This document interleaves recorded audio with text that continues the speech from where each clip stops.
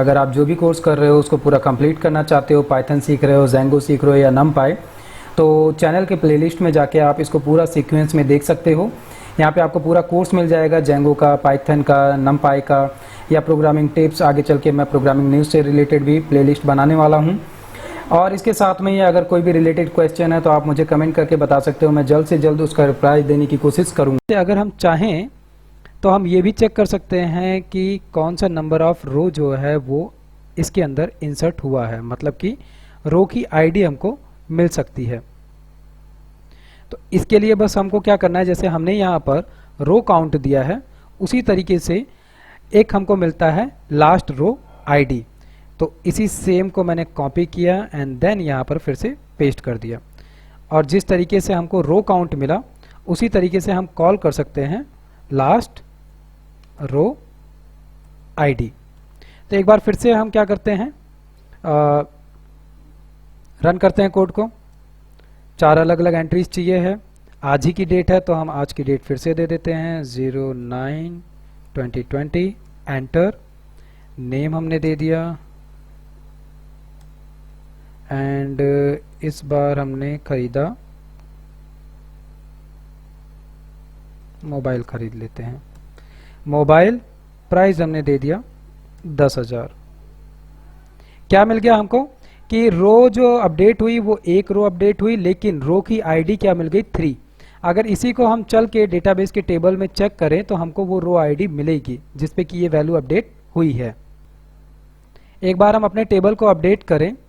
Table को update करते ही जो रो आईडी मिलेगी, जाहिर सी बात है यहाँ पे 2 है तो उसके बाद में 3 आएगा, लेकिन मेन कॉन्सेप्ट ये था कि हमको आईडी मिल गई कि कौन से नंबर ऑफ आईडी पे ये डिटेल जाकर स्टोर हुई है। ठीक है, तो अब फाइनली हमको क्या है, सिलेक्ट करना है। जो भी वैल्यू हमने स्टोर कराई है उसको हम चाहते हैं कि हम लाकर देखें। मतलब कि पहले तो यूज़र जो है जो भी रिक्वायरमेंट हुई उसको वो स्टोर कर रहा है डेटाबेस में। दूसरा काम है कि जो भी उसने स्टोर किया उसको लाकर वो चेक करना चाहता है। तो इसको एक बार हम अपडेट कर देते हैं फाइल को, इंसर्टेड डेटा। ठीक है, एक नई फाइल क्रिएट करते हैं हम और इस बार हम नाम देते हैं हमारी फाइल को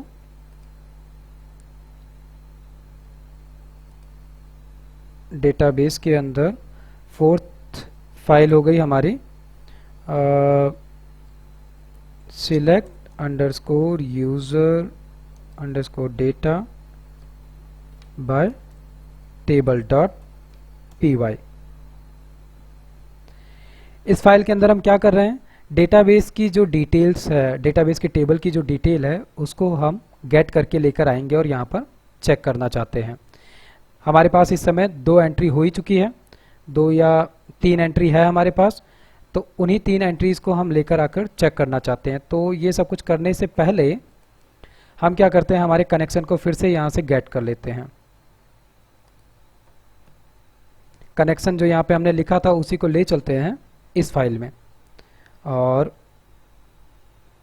यहाँ पे हमने पेस्ट किया। फाइनली हमको डिटेल चाहिए है डेटाबेस के टेबल से, तो इसके लिए हमें चाहिए है सिलेक्ट की क्वेरी। तो सिलेक्ट करना है, मतलब कि इसके लिए बहुत ही आसानी से हम फैच करते हैं डिटेल को, कोई दिक्कत नहीं है इसके लिए। तो हम इसको चाहें तो हम डायरेक्ट कर सकते हैं या हम इसको किसी भी वेरिएबल के अंदर स्टोर करके कर सकते हैं। तो इस बार को हम इसको डायरेक्ट करते हैं। कॉन डॉट माई कर्सर पहले से ही कॉन के अंदर पड़ा हुआ है और इसके अंदर से हम कॉल कर लेते हैं एग्जीक्यूट मेथड को। और हमें क्या रन करना है, सिलेक्ट की क्वेरी। तो सिलेक्ट और सिलेक्ट के साथ में इस बार को हमें सब कुछ सिलेक्ट करना है। इसके लिए क्या मिलता है, स्टार। हम चाहें तो डेटाबेस के टेबल के इंडिविजुअल फील्ड को भी सिलेक्ट कर सकते हैं, लेकिन स्टार का मतलब होता है कि हम जो टेबल है उसमें से सारी डिटेल चाहते हैं। तो सिलेक्ट स्टार फ्रॉम और इसके बाद में टेबल का नाम, हमारे टेबल का नाम है org_month। हमने क्या कहा सिंपली कि ठीक है सब कुछ सिलेक्ट कर लो ऑग मंथ में से। ठीक है, हम सिलेक्ट करते हैं। तो SQL query run by execute method. दूसरा काम हमारा क्या है, अब हमने जो रन किया ये हमको वैल्यूज़ ला कर दिया। मतलब कि इस सिलेक्ट क्वेरी ने, फिर से एक चीज़ यहाँ पे ध्यान रख लो कि अभी जस्ट पहले हमने क्या किया, एक टेबल के अंदर डिटेल को इंसर्ट कराया और यहाँ पे मैंने कमेंट लिखा था कि जब भी कभी हम टेबल के अंदर मॉडिफिकेशन या चेंज या कोई नई वैल्यू इंसर्ट की बात करते हैं तो उस समय हमें कमिट मेथड को कॉल करना पड़ता है। दैट मीन्स कि ये बिना कमिट को कॉल किए आप डेटाबेस के अंदर वैल्यूज़ को अपडेट नहीं कर सकते हो। उसी तरीके से अब जहाँ पर हम हैं यहाँ पर केवल सिलेक्ट कर रहे हैं। सिलेक्ट का मतलब कि जो कुछ वैल्यू पड़ी है बस हम उसको लेकर आना चाहते हैं और देखना चाहते हैं, ना यहाँ पर कोई अपडेट हो रहा है, ना चेंज हो रहा है, ना कोई नई वैल्यू इंसर्ट हो रही है। दैट मीन्स कि हमको यहाँ पर कमिट की ज़रूरत नहीं है। लेकिन हमें यहाँ पर जो ज़रूरत है वो है कि हमारे पास मल्टीपल वैल्यू, मल्टीपल रोज आने वाली है, यानी कि एक से ज़्यादा रो आने वाली है। तो पाइथन के अंदर तो हमने लूप देखा था कि ठीक है हम लूप के थ्रू ये सब कुछ हैंडल करते हैं, लेकिन अभी जो कुछ हम हैंडल करके लेकर आ रहे हैं वो आ रहे हैं कैसे, डेटाबेस के मेथड के थ्रू, मीन्स कि माईसीक्वल के मेथड के थ्रू। तो माईसीक्वल का ही हमें एक मेथड मिलता है फेच ऑल। फेच ऑल क्या करेगा, सारी वैल्यूज़ को एक वेरिएबल के अंदर हमको लाकर दे देगा। तो यहाँ पे हम लिखते हैं ऑल डेटा करके एक वेरिएबल बनाते हैं और यहाँ पे अंडरस्कोर दे देते हैं, all data equal to con, और कॉन के अंदर हम कॉल कर रहे हैं माई कर्सर को। माई कर्सर का ही हमको एक मेथड मिलता है फेच ऑल, और फेच ऑल क्या करेगा, ऑटोमेटिक जो कोई भी क्वेरी एग्जीक्यूट हुई है इसकी जस्ट ऊपर उसकी वैल्यूज़ की ये ऑटोमेटिक फेच कर लेगा। और फेच करके कहाँ ले आया, ऑल डेटा में। ठीक है, अगर ये लेकर आया मतलब कि हम इसको प्रिंट करके पहले देखते हैं कि ये असल में लेकर क्या आया।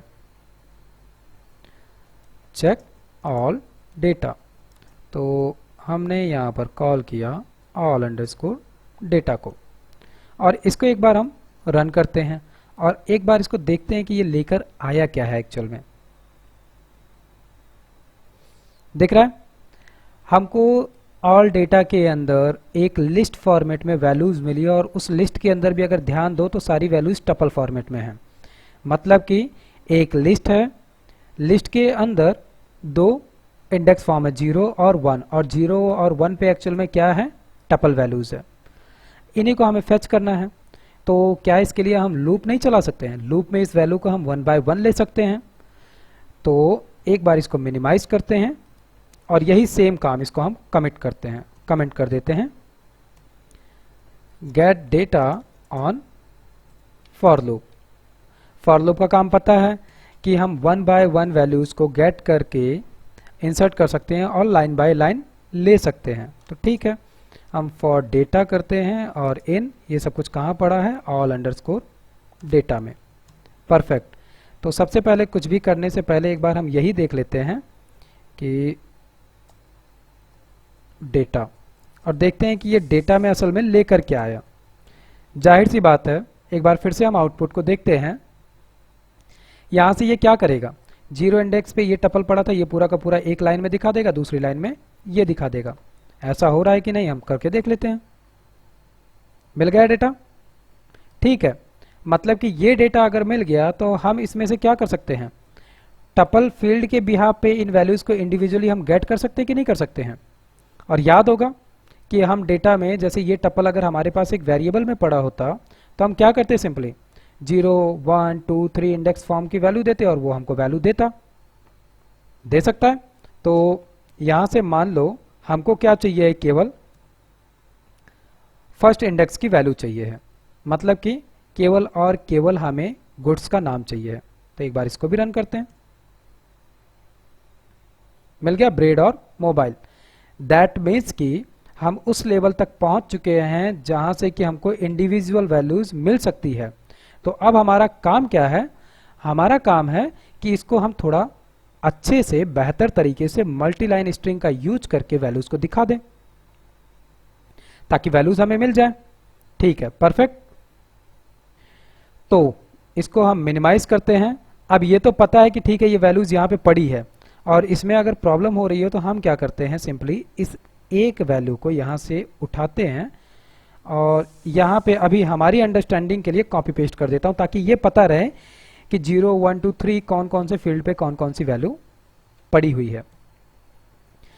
तो यहां पर सबसे पहले हम क्या करते हैं, वेलकम अंडरस्कोर मैसेज, एक ये क्रिएट करते हैं मल्टी लाइन स्ट्रिंग का यूज करके। ऐसा इसलिए कर रहे हैं क्योंकि लूप के अंदर हम जो कुछ भी देंगे वो डबल टाइम रन करेगा, याद रखना। 2 रो हमारे पास पड़ी हुई है, मतलब कि वो सब कुछ 2 बार होगा। तो ये वेलकम मैसेज असल में हमको 2 बार तो शो कराना नहीं है, इसको हमें 1 बार कराना है, तो इसीलिए हम इसको बाहर करेंगे। तो यहाँ पे हमने दे दिया hi user, hi guest, your August month expenses, और इसको थोड़ा सा हम स्पेस दे देते हैं ताकि सेंटर जैसा दिखे, ठीक है, और एक स्पेस दे देते हैं। ये काम हो गया इतना। इसके बाद में अब काम क्या है यहाँ पर कि हमको वैल्यूज दिखानी है, ठीक है, तो इसको हम कमेंट कर देते हैं। कमेंट करने के बाद में यहाँ पर फिर से हम क्या लेते हैं, अब हम या तो प्रिंट के अंदर सब कुछ लिखें, और असल में इसको अभी तक हमने प्रिंट नहीं किया है, तो इसको हम प्रिंट कर देते हैं वेलकम मैसेज। ये हमने क्यों किया, ताकि ये प्रिंट जो है थोड़ा अच्छे से दिखे। वैसे ही सेम टू सेम हमको फॉर लूप के अंदर काम करना है। तो फॉर लूप के अंदर हम बनाते हैं एक सिंगल डेटा करके वेरिएबल, और इसके अंदर फिर हम क्या करते हैं, मल्टी लाइन स्ट्रिंग का यूज करते हैं। तो ठीक है, मल्टी लाइन स्ट्रिंग हो गया। हमको क्या चाहिए है, थोड़ा सा सेट करने में हो सकता है दिक्कत हो, अदरवाइज हम इसको कुछ इस तरीके से कर सकते हैं, नंबर के बाद में नेम, और इसके बाद में डेट, और इसके बाद में गुड्स नेम, और इसके बाद में प्राइस। इसको एक बार हमें सेट करना पड़ेगा, लेकिन इसके बाद में ये डिटेल्स हमको दिखेंगी। तो ठीक है, ट्राई करते हैं एक बार यहाँ पे लिख के कि हमको आउटपुट में सीधे सीधे दिखेगा कि नहीं दिखेगा। तो मल्टी लाइन है, मतलब कि सबसे पहले तो हमको मिलेगा नंबर, और इसके बाद में ओके, एक चीज़ और देखो, नंबर था 2, तो ठीक है, सबसे पहले नंबर दिख रहा है, ठीक है। दूसरी पोजीशन पे हमको नेम दिखाना है, तो यहाँ पे हमको इंडेक्सिंग का यूज करना पड़ेगा। इसमें 0 की वैल्यू जाएगी, और इसके बाद में दूसरे पे हमने नेम दिखाया है, मतलब कि 0 1 2 3 और 4th, मतलब कि यहाँ पे 4th पोजीशन की वैल्यू गई। इसके बाद में डेट है, डेट हमारा है 3rd पोजीशन पे, तो हमने दे दिया 3rd पोजीशन। इसके बाद में यहाँ पर आता है हमारा गुड का नेम, दैट मीन्स कि 1 इंडेक्स पोजीशन, और इसके बाद में हमारा आता है प्राइस। प्राइस जो पड़ा हुआ है वो पड़ा है 2nd पे, ठीक है। डॉट करके फॉर्मेट को कॉल करना है, तो हम डॉट फॉर्मेट को कॉल करते हैं, और सारी डिटेल पड़ी हुई है डेटा में। तो डेटा में से हमने क्या किया, सबसे पहले 0, और इसी को असल में हम कॉपी कर लेते हैं एक बार, और ब्लैंक करके कॉपी करते हैं, और यहाँ पे कॉमा दे के कॉपी करते हैं, एक स्पेस दे के भी, ठीक है। यहाँ पे हमने दे दिया 1, और इसकी तरीके से हमने इतने कॉल कर लिए, ये गलत था, 0 1 2 3 और 4, परफेक्ट, ये काम हो गया। एक बार हम रन करते हैं और देखते हैं कि क्या आंसर हमको इससे मिला। तो एक बार हम रन किए, ठीक है, ये तो आंसर मिला, लेकिन हम ये तो भूल ही गए कि इसको हमें प्रिंट भी कराना था। तो एंटर, और यहाँ पे हमने प्रिंट को कॉल किया, और इसके अंदर हमने कॉल कर लिया सिंगल डेटा को, ठीक है। एक बार फिर से रन करते हैं।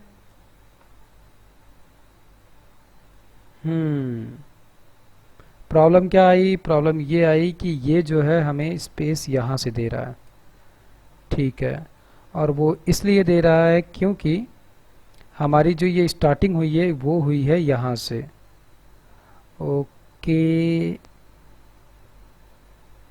इसको थोड़ा हमें सेट करना पड़ेगा, अदरवाइज ये आउटपुट हमें सही नहीं मिलने वाला है। तो इसके लिए हम न्यू लाइन का यूज कर सकते हैं, या फिर हम ये कर सकते हैं कि हमारे इस पूरे के पूरे डिटेल को जो है यहाँ से स्टार्ट कर दें, तो भी हमारा काम हो सकता है। ठीक है, नाम और इसके स्पेस के लिए थोड़ा सा हमें स्पेस ज़्यादा देना पड़ेगा, क्योंकि ये डेट और ये जो है थोड़ा सा, तो इसके लिए भी कुछ नहीं है। जैसे नेम तो यहाँ पर आ ही रहा था, ठीक है, इसको हमने यहाँ पर दे दिया, या इसको नहीं देते हैं, डेट को थोड़ा सा हमें और स्पेस देना पड़ेगा, उसी के हिसाब से फिर क्या कहते हैं, गुड्स के नेम को देना पड़ेगा। या फिर हम ऐसा करते हैं, ये डेट जो है ज़्यादा स्पेस ले रहा है, तो इस डेट को हम यहाँ से हटा देते हैं। 4 के टैब का स्पेस, ठीक है, ये गुड नेम हो गया, प्राइस हो गया। इसके बाद में हम यहाँ पे दे देते हैं डेट, और डेट जो था ये था हमारा किस पोजीशन पे, 0 1 2 3rd पोजीशन पे, ठीक है। तो जो 3rd पोजीशन था ये एक्चुअल में अब हो गया ख़त्म यहाँ से, और इसको हमने दे दिया यहाँ पे। एक बार फिर से रन करते हैं, देखते हैं कि आउटपुट में कुछ बदलाव हुआ कि नहीं हुआ। काफ़ी हद तक बदलाव हुआ है। गुड नेम को थोड़ा सा हमें स्पेस देने की ज़रूरत है, इसको थोड़ा सा करके चेक करना पड़ेगा।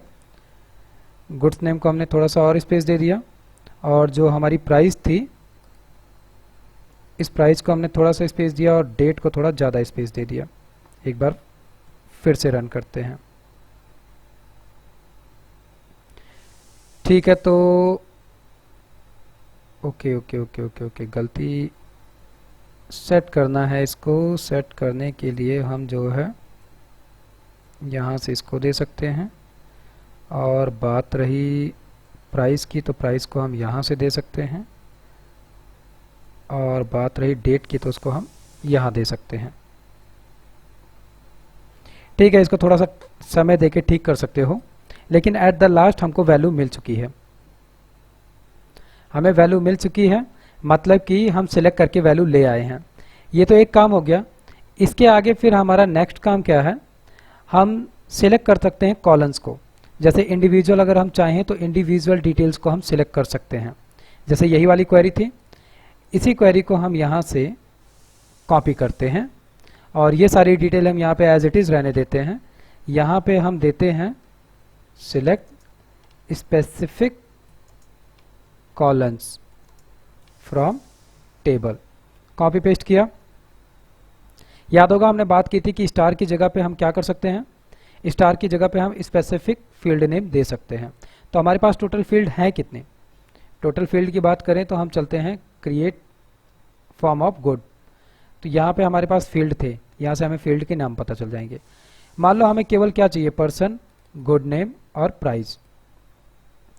तो पर्सन, गुड्स नेम और प्राइस, ये 3 चीज़ें चाहिए, तो हम वही 3 चीज़ें यहाँ पर ले सकते हैं।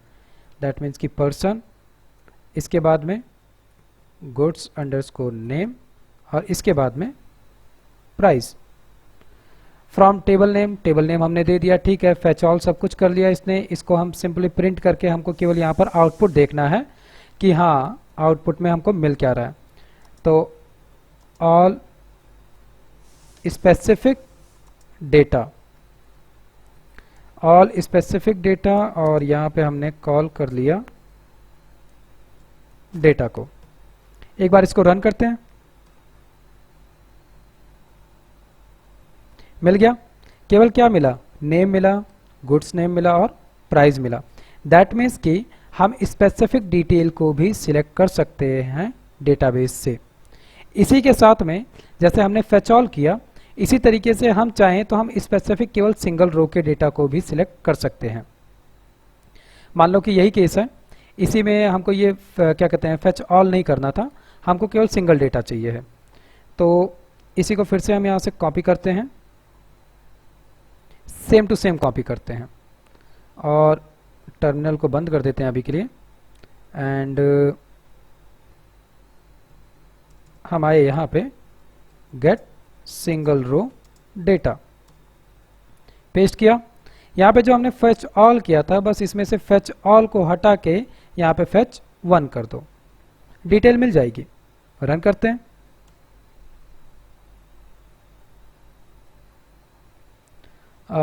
डेटा स्पेसिफिक नन, ऐसा होने का रीजन, ओके ये जो हमने फेच ऑल किया था, इस फेच ऑल को थोड़ी देर के लिए हमें डिसेबल करना पड़ेगा। मिल गया, क्योंकि एक ही टाइप के दो मेथड लाइन बाय लाइन हम रन नहीं कर सकते हैं। क्या मिला, केवल और केवल एक रो का डेटा मिला है, 2 3 4 रो का डेटा नहीं मिला। तो इसी तरीके से हम जो चाहें उतने डेटा ले सकते हैं। फेच ऑल का यूज कर सकते हो, ज़्यादातर जितने भी डेटा लेना चाहो, जितने भी रो, वो सारे के सारे, या केवल एक रो का डेटा लेना चाहो तो एक रो का डेटा ले सकते हो।